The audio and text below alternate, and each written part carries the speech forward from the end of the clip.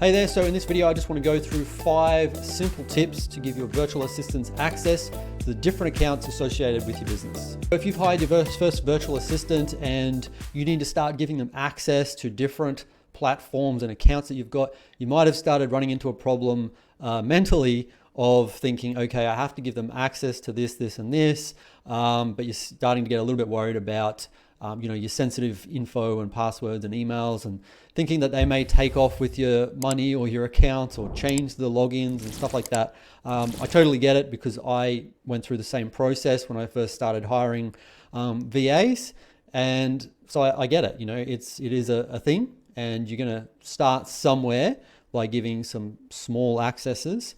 But in this video, I just want to go through 5 tips that have helped me, and hopefully they'll help you as well in your business. Okay, so number one that you're probably going to start with, and you would have heard of, is LastPass. So that's just like a password software.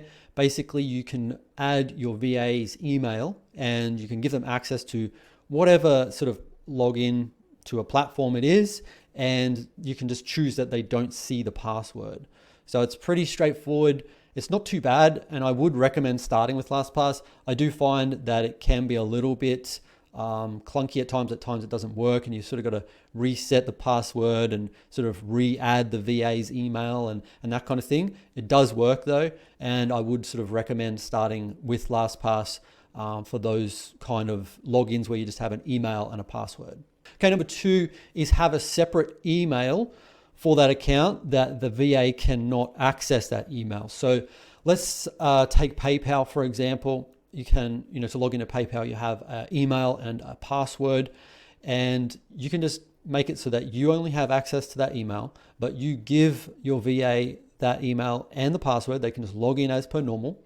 Now, they may get prompted at first to, enter a code or something, but you can just give them that code the first time. Usually, once they've accessed it once, it's usually not too bad. That way, though, you don't have to worry about, them sort of going and, you might be worried that they're going to change the email to their own email so that only they have access or something like that. I know maybe that might seem, you might think that that's a reality, but a lot of times they're not really worried about stealing those kinds of things. I don't think they're really interested in stealing at all.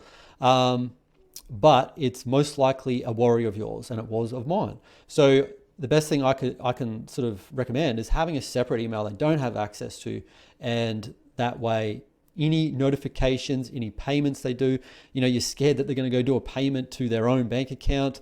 You're going to get a notification of that to that email anyway. So you're going to be pretty much fine in that regard. Okay, number 3, let's say it's Gmail. I'm not sure about other email accounts, but Gmail, it's very easy to add someone as a delegate. Okay, so that way they can access the email as per normal. There's no password or anything. They don't get your password. You just add them as a delegate, and they can answer emails, open, close, make labels in the inboxes and neaten up certain parts of the inbox. Pretty much do everything as per what you would do in the email. And obviously this is great to give them access, worry-free access, and it's very simple. So you just go to, so you go to settings, accounts and import, then grant access to your account, and then add another account. And then you just add their email, and they'll get a notification of that, and then all of a sudden they have access to your account and they can do whatever you've told them to do within the inbox. Okay, number 4, and it's probably one of the bigger ones, I know it was for me, is giving your VAs access to your bank cards, like your debit cards, credit cards, and that kind of thing. Now, as of yet, I haven't found a software that kind of will enter that information without your VA seeing, and I don't really believe you need that.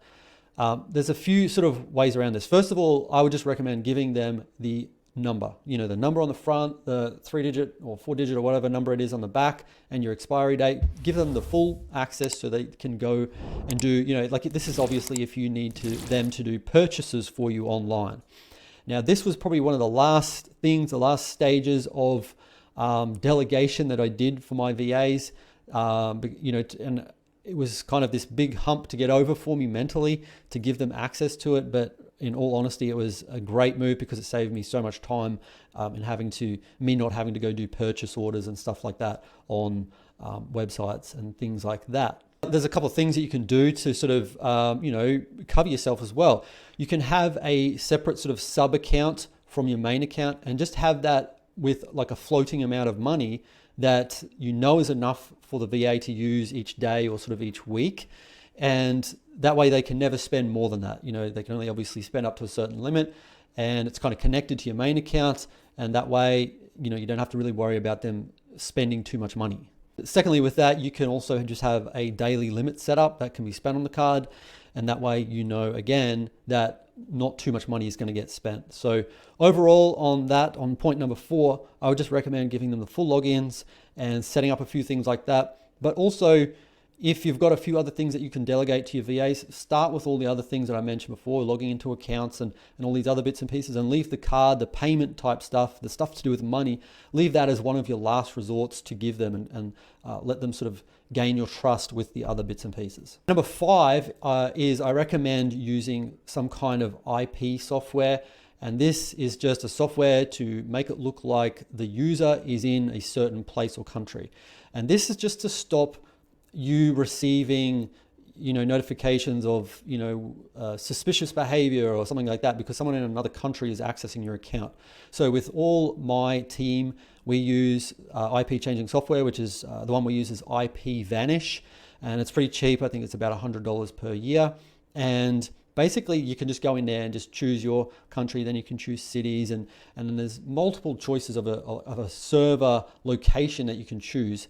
And really, the main thing here is just using a consistent one every single time, so that for the software, let's just say it's PayPal, for example, that PayPal, when that person for you is logging in, it's a consistent spot, like a consistent place somewhere in the world. If you're in Australia like me, then you just tell your VA to choose a certain location and just use that location every single time. And that way you're not going to get notifications of this suspicious behavior thing, or you're going to have to go they might tell you to go change your password and all these kinds of things that just sort of slow things down. I would just highly recommend it. It just sort of protects your account as well, so that it's not getting access from all these different places and locations and countries. It just sort of makes life a little bit easier.